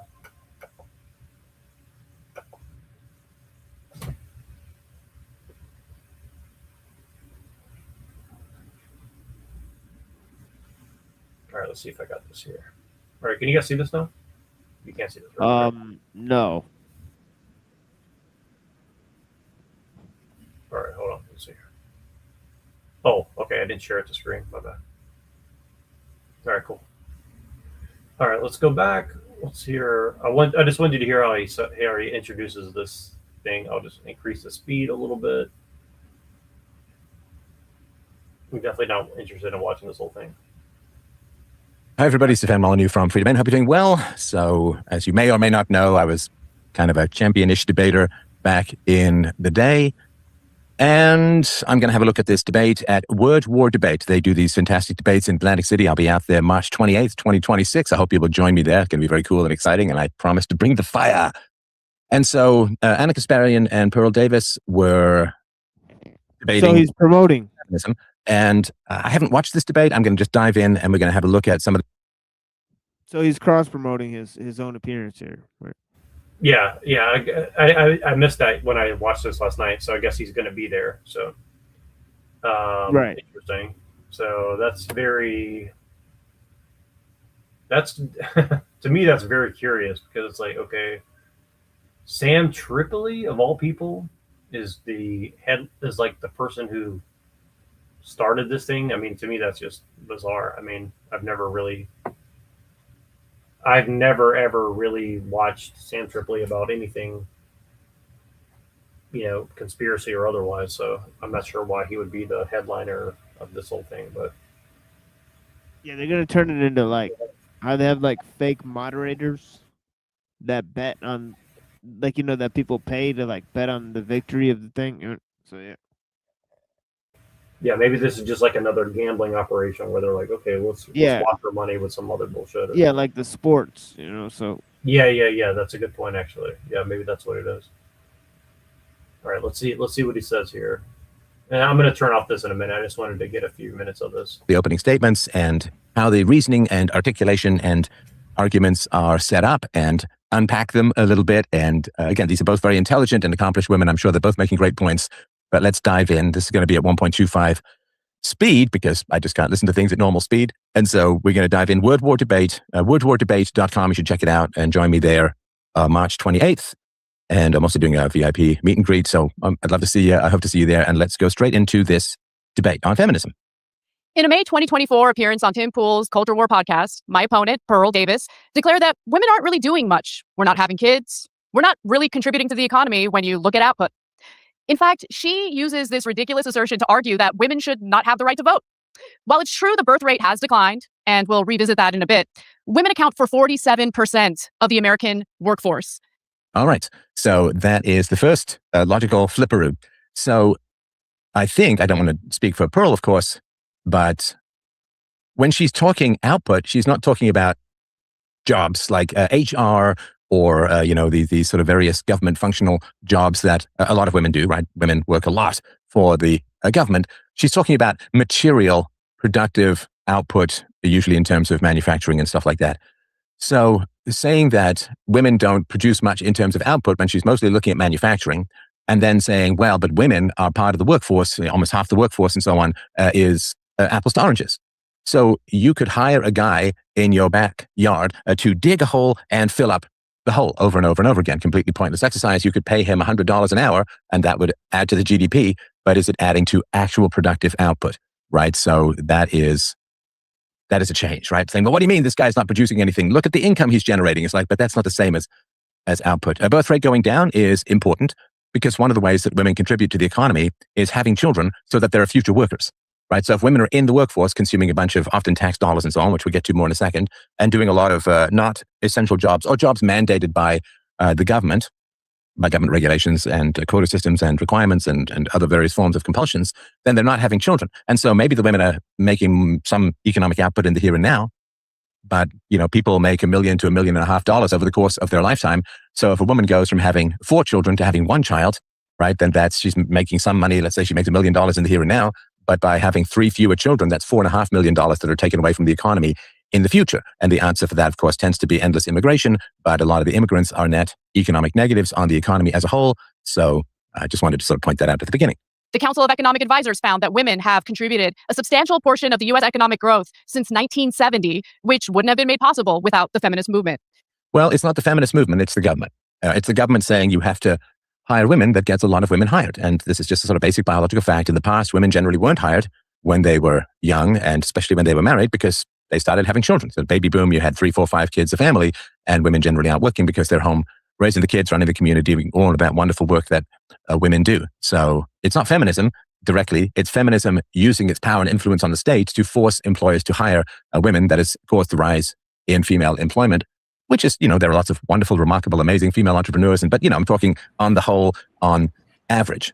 So it's not feminism that caused men to hire women. It is, obviously talented women out there, and some women are great in the economy, but as a whole, in general, it's the government that make people hire women. So it's not feminism, it's state power, and feminism's influence on state power is not unimportant.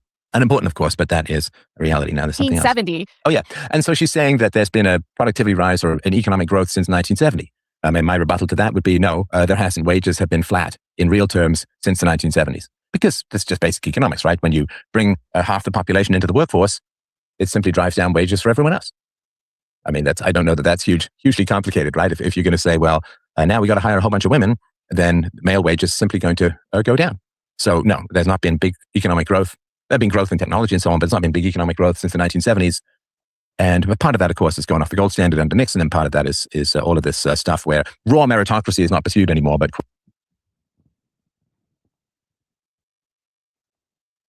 Yeah, I know the Appalachian Gorilla is going to have a take on this too, so I'll figure I'd pause. Oh, right there. 100%, man. Listen, like we ran out of like a lot of that like easy, low hanging fruit shit.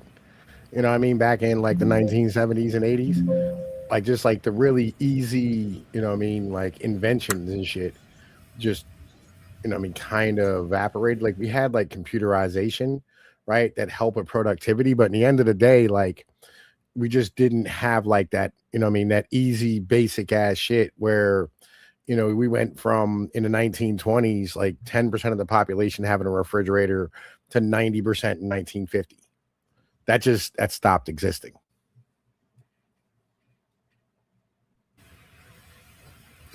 Yeah, and it's just, well, I'm surprised he didn't just cut straight to the principles of it, where he'd say, well, like, it's kind of weird that a woman's like making a woman's entire self-worth, you know, an economic unit in a political system or something like that. Like, it is kind of like anti-feminist, although it's claiming to be feminist. It's like, is feminism basically like, what women make X amount of money, therefore women are valid or something like that? I mean, it's kind of bizarre. Yeah. Well, you know, like it's and the whole reason like they did civil rights and like they brought women in the workforce was literally just to drive down wages. That was it, right? You know, I mean, there was absolutely nothing more to it. Like all of that shit was literally just because like there was rampant fucking inflation due to the fact that like our workforce was, I mean, basically like the factory of the world up until the 1980s when they opened up fucking China, right? And the rest of the world started getting caught up after being bombed out after World War II. It took them 30 or 40 years to get rebuilt. To be honest with you, like, you want to hear a crazy thing? Berlin wasn't finished being rebuilt after World War II until fucking 2007 or 2008, right? Like this is the catastrophic shit that like we don't have that conversation about because we want to assume that like all of the things that, you know what I mean, like happen to us is our like it's because of our ideas and our politicians and like our fucking systems and our way of life. You know what I mean? It's just better than everybody else's, and that's just not fucking true, right? There's so much physical stuff that's involved with that. And once you start adding in the fact that, like, you know, with the Marshall Plan, you know, I mean, after World War II, where like we shipped like all this fucking goods, and you know, even with Lend-Lease during World War II, the amount of resources that we dug out of the ground in America ended up like causing us to have to like stand here and dig deeper for shit. And then you also got to start adding in like, you know, how about this one? We ran out of fucking oil in 1971, like flat out. Like U.S. oil production peaked 71, and it didn't regain until 2017. You know, and that's because of fracking, and nobody's made $1 off of fracking yet. There's zero profit has been made at all with fracking because it's so fucking hard to do, and the production time. It's not about like the amount; it's the time. So, like literally, like a fucking fracking well only produces right for a year. And then you got to move on and frack another fucking well. Right? So it's not like back in the day where like you stick a hole in the fucking ground, you know what I mean, just start sucking it out and it stays pumping for like 50 fucking years. That's not it, right? You like it literally just produces for, you know what I mean, like fucking a year, and then it trickles down to like 2% of like original peak, and then it just stays there for a while as long as you can, and then, you know what I mean, it basically just dribbles into nothing after 10 years. We don't talk about these things. You know what I mean? We don't want to have these real fucking conversations about resources and geography because everybody goes, what about thorium and fucking, you know, fucking all the other fucking shit. It's like, bro, do you know how much it costs to like process fucking, you know what I mean, thorium? Like, that shit ain't cheap. Yeah. Well, and I kind of see where you're coming from as far as like the whole solve the problem by forcing people in America to pay Americans a decent wage, especially if you take women out of the workforce. Like that is like something that you could actually, I mean, it would be hard to get that kind of law passed, but if you could get it to pass or find some way to like force it to be like,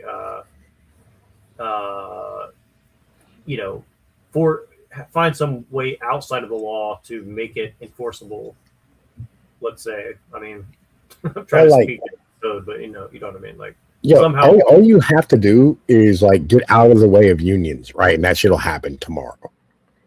But like the problem is the government fights against fucking unionization because it's bad for like GDP number go up. Like it's all right. So there was an 18. The way that they measure GDP instead, though, or well, no, all right. So here's where it is. All right. So like when you talk about like a company with profits, right? And I mean the share of like profits that has been going to like the stockholders and you know what I mean like the CEO and all these type of things, right? Had an 18-point swing from 1965 until like 2001, right? And so like the problem is that amount of money, right? Like there's a certain amount of money that you have to pay to your workers, and I mean just as an in general thing because of supply and demand. Right. But like before we get to like actual slavery where it's like, hey, listen, we're gonna have to like set up company towns and get back to like some old models. But like so when you have all this money being pumped to the top, right, into stockholders, what that's really doing is supporting the baby boomers, right? At the end of the day, it's supporting the retirees. That's what they're doing. They're using, you know, I mean, they're basically taking the blood of the young and transfusing the fucking old. You know, like it's what's going on in the end of the day.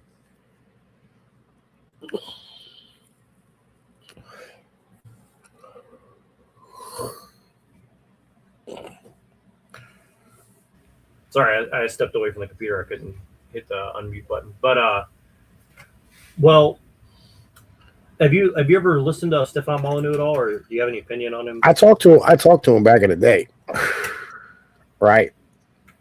I think I might have called into a show once or twice. I can't really remember. Yeah, I called in a couple of times. Right. I don't know, like I feel like he's an asshole. Right? He's like Aaron Clary. Like he's one of these guys who thinks that individualism will save this, and that's just not how it works. Like his whole like libertarian fucking NAP fucking retarded nonsense, right? Like it's fucking dumb. You know what I mean? Like all these people should probably be fucking thrown into the ocean. It wasn't for the fact we needed him as a voting block. Like I'd just ignore him the whole time. Like he's trash, right? Just as a whole. He's fucking hot garbage. Well, what's remarkable to me about him is that I can see his ideas have permeated a lot of this kind of like Christian nationalist, libertarian-esque, post-alt-right nonsense, and I think it's kind of weird that like he's kind of like some of his points are good, but it's also thrown in, like you said, with so much garbage. It's, to me, it almost seems like it's battle, like he's a Fed. I mean, essentially, I would have to say like he's definitely working for the man, because if you look at the consequences of what he's saying, like, it does seem to be like he's trying to lead people down a path where it's like corporations are good. They're going to watch your ass for you. It's just this dirty government that's in the way. It's like, well, I mean, that's that Reagan era bullshit, bro. That's a Gen X Reagan era ideology. That's that Milton Friedman fucking shit. Remember, like most millennials like started off as like libertarians, and the reason they did is because like our whole lives we were taught live and let live, right? And I mean, like, oh man, listen, fucking, fight the powers that be, and the powers that be were like Tipper Gore and fucking Barbara Bush and Nancy Reagan and all these people who were like their satanic panic back in the day and shit. So like, we hated these fucking people because like they were like shitting on our fucking music. You know what I mean? Like, and that was, kind of like the vibe when we were kids. And so these guys here internalize that long term. And this is the Ron Paul revolution shit and all that things that ended up leading up to it. Right. But like the libertarianism ideology is just complete dog water, because in the end of the day, you need communities, right? And I feel bad for Gen X because like they were surrounded by baby boomers who were like the worst humans in the history of humankind. You know what I mean? So like they didn't trust their neighbors, you know? And on top of that, they like their moms and them and like their fucking wives and their sisters and like their grandmothers were propagandized on the news every day, right? The stories were like, something in your house is killing you. Your neighbor's a pedo, right? Fucking get your kids' candy x-rayed at the motherfucking, at the fire department or the police department because people are putting razor blades in your shit. And all of it was lies. Right, it was all just ways to sell fucking advertising to keep eyes on fucking target, right? And like, but it just bred this distrust, right, in your community and the people around you and the motherfuckers who you're supposed to love and rely upon, and they ended up being like extreme individuals, you know. And there's nothing they could do about that. You know what I mean?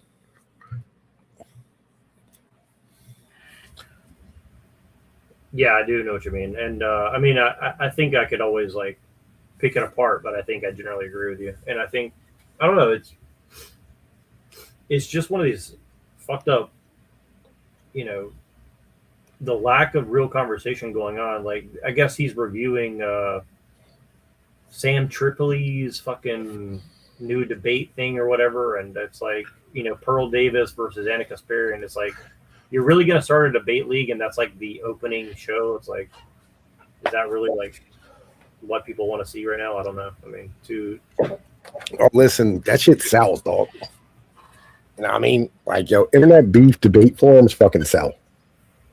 Right? It's what it is. They make money off of it. So I mean, what do you think of Sam Tripoli? I don't really know Sam Tripoli all like that. I'll be honest. I don't really know him. Nice. Isn't he like one of them comedians from like Joe Rogan or some shit?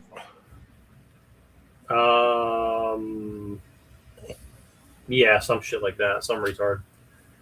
Yeah, I have no idea. Right? Again, like these are all grifters now. Right? You know, Pearl's a grifter. You know what I mean? She like bangs black dudes. Anna Kasparian, you know what I mean? You know, is a like Armenian motherfucking like like an Armenian Christian who works for a guy who literally named his fucking show about the Young Turks. The people who displaced her entire fucking people while she's in America and committed the genocide against them, right? Right, yeah. That's what's so weird about her is like, yeah, like the Young Turks. She joins a show called The Young Turks and she's Armenian. I knew people from Armenia and they never left that bloodline. Well, I can tell you that. The ones that I talked to. So, you know, well, like, you know, she's, you know, she's, you know what I mean, a prototypical feminist. Like, remember, man, like, yo, immigrants, right, in particular, and like Americans, right, American, like what it really means to be American is to say that your bloodline begins and ends with you, and there's nothing else. That's really what it means to be an American. That's what you're saying. So you're saying it's just like extreme individualism, like worship yourself as if you're the end all be all or whatever. No, I mean, like literally, you are all that exists. Okay, American exceptionalism equals solipsism. I like that. Basically, right? It's main character syndrome, right? You know what I mean? Like, yo, that there's nothing else, and that's why libertarians are retarded. They're the worst. They're the most Americans of all Americans, right? Like, that's why if you go to like a libertarian like a fucking rally or whatever, like a libertarian chapter or whatever political thing, right? You go there and it's like you will have, you know, I mean, Bitcoin criminals, like neo-Nazis, fucking like trannies, homosexuals, right? Bureaucrats. Listen, they run the gambit, right? Because like literally all it is it's just like me, and just everybody smokes weed and wants to do coke and heroin, right? Like it just, that's what it is. No, you know what's funny is like I went to a few MAGA things, not only MAGA but also like just like generally like people who didn't like the mask and the vax, and it was very much like that. It was like mostly women of color, and mostly women of color who are immigrants or the daughters of immigrants, right? So I was like, isn't that interesting? And then, like you said, there's like gays and trans, and I was like, isn't that funny? Like they always say that like MAGA is like the super racist, homophobic, whatever, but that's not what I saw. I mean, maybe it's because I'm in California too, but I think it is. Kind of It is because like MAGA out here is literally like it's all just like the base is business owning, like guys who run their own business, fucking usually white dudes, right? You know what I mean, who, you know, are tired of like the DEI and the bureaucracy. That is the majority of MAGA. Like all like when you drive down the road, you drive down to like a street in like, I don't know, like some backwoods place or whatever, or on the highway, like you'll see like a fucking like a machine shop or like a I don't know, like a farm or whatever it is, and it'll have fucking Trump, you know, whatever 2024, 2020 or 2016 painted on the roof. You know what I mean? And that's MAGA here. It's very white. Oh, and libertarians are extremely white. It's almost all whites. There's almost no black people in the Libertarian Party. Well, but like you said, though, there's like this kind of like new version of that where it's like a lot of immigrants are like business owners. And so like, you know, they also see themselves as like this kind of hyper individualized like business thing. Like for me, it's like, I never really looked at conservatism or even libertarianism as like a business thing. I was always like, it's an ethics thing or a moral thing. Right. No. But almost all of these people, they only see it as like I saw this guy one time, he's like, he said he's mixed race. He's like Mexican and like Irish or something like that. And he's like, white people need to say they're sorry for all the bad shit that they've done to people, blah, blah. I was like, but you're mixed, like Irish. Like, you know, and he's like, well, I don't really consider myself like a conservative and like, or in that way. He's like, I own businesses. And like, I think he's like, I own properties. I'm a landlord and I own businesses. Like, I don't want to pay tax. I don't want to pay my employees too much. And I want to like not pay tax on my landlord activities. I'm like, that's not really conservative in the sense that I would call conservatism, right? It's like, if you're just looking out for yourself and that's it, it's like, you know, maybe that's something else. I don't know what that is, but that's not like, I mean, I know that people can kind of paint whatever they want. Like, I don't even like the term conservative either, but I'm just saying like, if the end all be all of like why you call yourself a right wing person is like, well, I want to make more money and keep it in my pocket and not share with anybody. It's like, I made up a meme, right, of fucking libertarianism. Let me see if I can find this motherfucker, right? Because like literally, like I made this. Oh, that's not what the fuck I wanted. There, yeah, I'm gonna see if I can find it and send it to you because like literally, like it's just this is like libertarianism as a whole, right? Is just you know what I mean, fucking it's all just about profit, drugs, you know what I mean, like sex, and there it is. I found it. Hold up, bro. Like, hang on a minute. I'm a motherfucking new. Let me grab this motherfucker. Hold up. Word save. Okay. Yeah, listen, hold up. I'm a motherfucker. How do I show this to you? You can share screen or you can. Okay, hold up. Image file, quick access. Here. Okay, there we go. Yeah, listen. You're gonna have to like approve it or whatever the fuck you have to do. Got you. There. That is actually pretty accurate, I have to say. Yeah. Unfortunately, I mean, when I counted myself as like a anarcho-capitalist, or I didn't see myself that way, but in retrospect, I can say that like that's all I really saw that was involved in it. So, yeah. This is libertarianism, dog.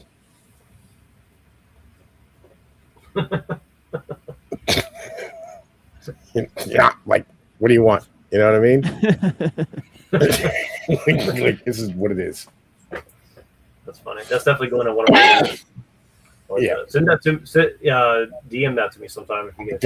I got you, dog. I got you. Cool. Yeah, I like that. It's so simple, but it's so true. It's like, Yeah, listen, I'm a meme magic dude. That's why I made that. I wrote that article about memes. Yeah, I read that article. The article was very good. I need to like really consider more what you're saying on that because it is very true. Because I listened without looking at the memes, and then I went back and looked at the memes, and I was like, oh yeah, you're right. Like, yeah. Yeah, you know, what I mean, like making memes, like it's an art form. Right. In the end of the day, like a lot of people make like really shitty memes. Like, you got to make ones like this where it's just like very simple. Right. You know what I mean? Very basic. And like motherfuckers go, yeah, that makes sense. Well, that's one thing that I've realized is like simplicity is really the king. And so like I've been making these really complicated, like, you know, like me doing an overdub with like all these images. But then I realized like less is more. It's like what you do is you take like your enemy's words and you just let them speak. And then you just like do like a very brief like commentary on what they're saying, and that's so much easier for people to get, where they're like, you don't have to explain it to them, you just kind of like frame it in your frame, right? And then people are going to get it more easy, I guess, if that makes sense. Right? It's like the lady getting run over by the car. I just added like Curb Your Enthusiasm music to it, right? And I was like, and that did very well, and I was like, okay, like a 4-second clip of her like trying to run over the ICE agent, like it gets the point across, right? Like, you know, it's just very oops, you know, I just happened to try to hit a guy and got shot. I mean, it's like, you know, it gets the point across. I don't need to like explain it in depth or something, right? So yeah, I need to really think about the simplicity of it all. Like simple works much better. Like every meme that I've made that's like overly simplistic, it seems that the chances of being quality are much better. For sure. So yeah, that was an interesting article you wrote. I didn't read the one that you wrote yesterday yet, but yeah, I mean that one's a little longer, a little more technical type of shit. You know what I mean?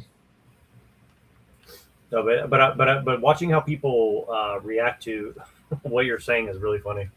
Like I don't know how much of that you're doing on purpose to like rage bait, but don't comment on it. I'd rather just like not think about it. But I think it's like whatever you're doing, it's working. So just keep it up. Yeah, I mean, like, listen, you know, you gotta like the titles, right? As an in general thing, you know what I mean? Fucking like most stuff, you have to clickbait, right? Like you have to clickbait on your titles. You know how like fucking shit works with thumbnails and all that type of shit. Yeah, you know what I mean? Yeah, it's working for sure. And yeah, but it's like to me, it's funny because all the comments are not something that I would see in it, but that's what's kind of a trip for me is like everybody's takes that I see, like everybody's takes on what you're saying is not what I would say at all. Like it's kind of funny. It's not. It's like it would never come to mind what their reaction is to it, right? But it's really funny the reaction. And then like this other person's like, you're a nat sock, and then they're like, yeah, I'm a nat sock. It's like, oh, tell me more about this. It's like it's like I don't know why it's really funny. It's like because it's a very diverse. I mean, for you know, as far as what's on, as far as what I've seen on Substack, it is a very diverse group of people that are reacting. So yeah. Like I'll have everybody from, you know what I mean, like strange, you know what I mean, like fucking baby boomer civic nationalist to like fucking national socialist with fucking swastikas in their profile. Right, you know what I mean? Like, I have this crazy file, and there's like fucking women, you know, from like down south who always follow. I had a whole bunch of weird motherfuckers who follow my shit. It's strange, and heavily comment and whatnot. You know, like some of that though, like I was kind of testing something. Kulak wrote an article about how he thinks that like every time there's like an inciting type of article or like post written, you know what I mean, you always end up with like the 3 different Jones, which is the 3 different responses, which is, you know, nothing ever happens, you're not gonna do shit, and fucking like this black pilled you know what I mean, just let it burn thing. Right. And I'll be honest, like I didn't see any of that in my fucking comment section. What, the black pill stuff? And in any of the 3. What was the other 2? The black pill, I understand. What was the other 2? Fucking nothing ever happens, right? You know what I mean? And then fucking the you're not gonna do shit, right? Yeah. No, I noticed that your level of discourse is actually it's impressive as far as like you're not getting a lot of like overly pedantic people. Like I saw you had a few of them, right? Like in previous articles, but recently you haven't had any of those like weird and so and what and actually I don't see any of that shit going on. So. Substack is not for midwits. There's just not a lot of midwittery, right, in Substack. Well, it seems like they're trying. That's nice. It seems like they're trying to push maybe dangerous, onto it, but it's not. Hold on, what'd you say? TMO? I said that's nice, but maybe dangerous. Yeah, right. It's like it's actual intellectuals. You know what I mean? Like fucking like for real guys who like they know really really big words. They start off their article and it's like, the fuck did you just say, bro? Like what was that? What was that shit that you were just talking about? That shit's fucking crazy. Wait, hold on, let me see if I can find this article I was reading earlier, man. This shit was fucking just immediately started off with just going ham. Yeah, I gotta break out of here in like 2 minutes. Yeah.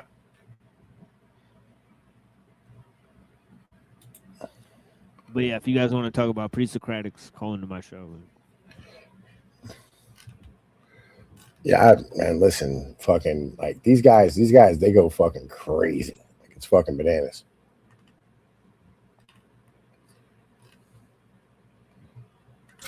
Yeah, I know Machine's about to start a show, and I think we're going over the thing.